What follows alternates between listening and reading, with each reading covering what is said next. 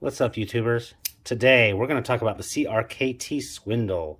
This is a Ken Onion design. This is a swayback, and I decided to get this one instead of paying all of $273 for the Spyderco one, designed by Marcin Sleesh. I just wanted to know if a swayback is something I like. I will say it's probably not something that I love, but I kind of came to like to it. So let's jump right into this one. This is a 3.25-inch blade. Made of 12C27 steel, so kind of that mid-range, lower-end budget Sandvik steel. This knife goes for $50. There is another one that is available still, which goes for $30. This particular one just happens to have the milling on the steel, or on the steel liners and the slash frame, as well as this one has the 12C27 steel versus the 8CR14 MOV, which is a little bit cheaper. You know, they're both kind of lower end, but you know, $50 versus 30. So if you're interested in that, just be aware of that price. This particular knife weighed in at 3.8 ounces. So, you know, I don't know. It feels heavy, and we'll talk about that in just a little bit. In terms of some comparison knives, I think in terms of maybe a price you might be looking at for a very pointy, stabby knife, the Civivi Ortis is definitely kind of in that range, very similar length, and they both have that very pointy-ish there. But also the CRKT LCK, this one's actually only, like, with shipping, I want to say this one's about $20 or so from Ruger. This is shopruger.com. This is the LCK model, the manual, not the assisted one. The newer assisted ones cost closer to the $30 range. So those would be kind of some comparison knives in terms of maybe a little bit of a form, function, and price range. So the pros in this knife: the blade has a nice hollow ground Wharncliffe blade, and it's actually quite useful. Not doing anything heavy with this particular one. It also does have a very classy crowned spine. You can see this, it's nice and rounded there. So it provides for some definite good comfort in the hand. This does fit, in fact, a full 4 medium-large fingers on my hand. And this is inexpensive but classy looking. These lines, I don't know if they make it look classier.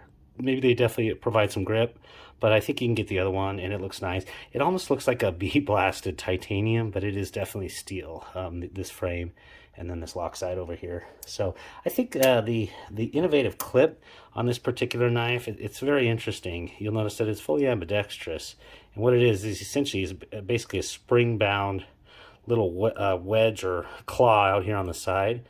So it goes in left or right. I think that this is actually intended to go on the inside towards, inside of the pants versus the outside of your pants. And it kind of clips in because it doesn't really fit so nice on the edge where things are a little bit tighter. But yeah, very interesting on that one.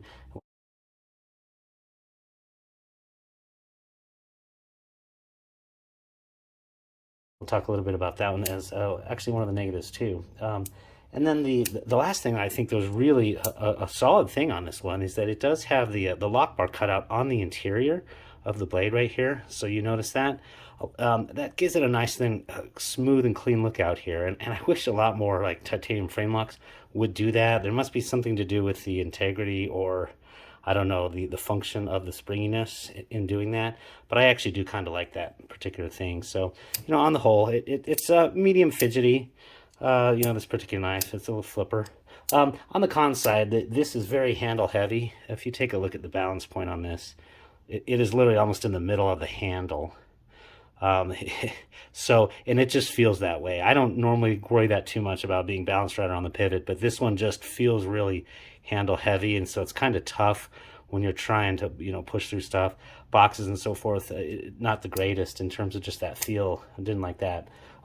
Also, this had normal CRKT crappy fit and finish. There was actually a burr.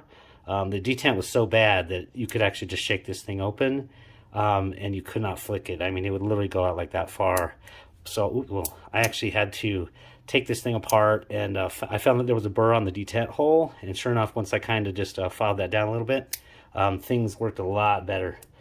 So yeah, that kind of bummed me out. And also this clip spring was loose. So this literally came out of the box to where this was just in almost literally, well, not almost, it was literally in the open position and kind of just flying or flown in the wind there, if you will.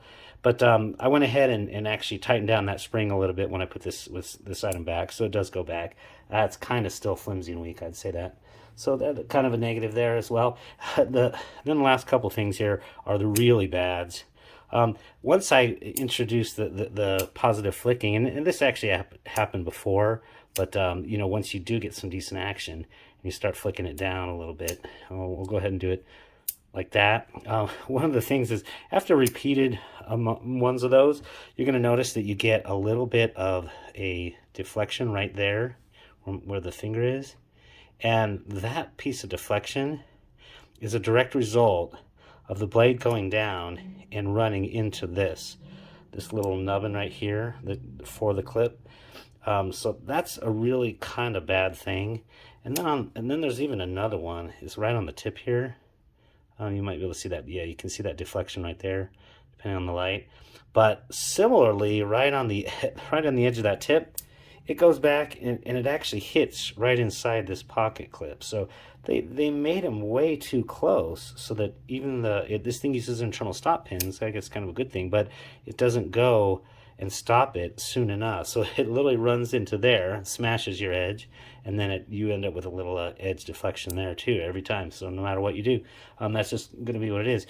And that's definitely one of the cons. And then the last con that I think is actually probably the worst of all of them is this one. Again, this blade just comes way too close here, you know, so that if you were to actually miss on this one, you can touch that. I mean, I can feel that blade right there. So if I were to drag my finger across there, I could actually slice it. Fortunately, I have medium-large fingers, but somebody with smaller hands, they miss that, they could be just slicing right into their fingers. So they just cut that thing way too close there, you know. That, I call that the cut zone on the flipper. So that's you know, there's some bad fit and finish things here. I don't know if it was actually designed this way. I just can't imagine Ken Onion wouldn't have put this in the hand. I think this is kind of one of those typical CRKT trying to keep the budget down, and so they kind of just cheaped out on that. So on the whole, I would say if you're willing to live with some of these negatives on this one, definitely an innovative design on this clip. It is definitely classy looking, and it's not overly heavy at 3.9 ounces for a 3.25 inch blade. Not too bad as far as that goes, but you know, it's definitely a cheap alternative to maybe spending $100 or $200 for a swayback, something like that. So hope you did enjoy this. If you did, go ahead and hit like and subscribe, and have a great day for yourselves. Take care now.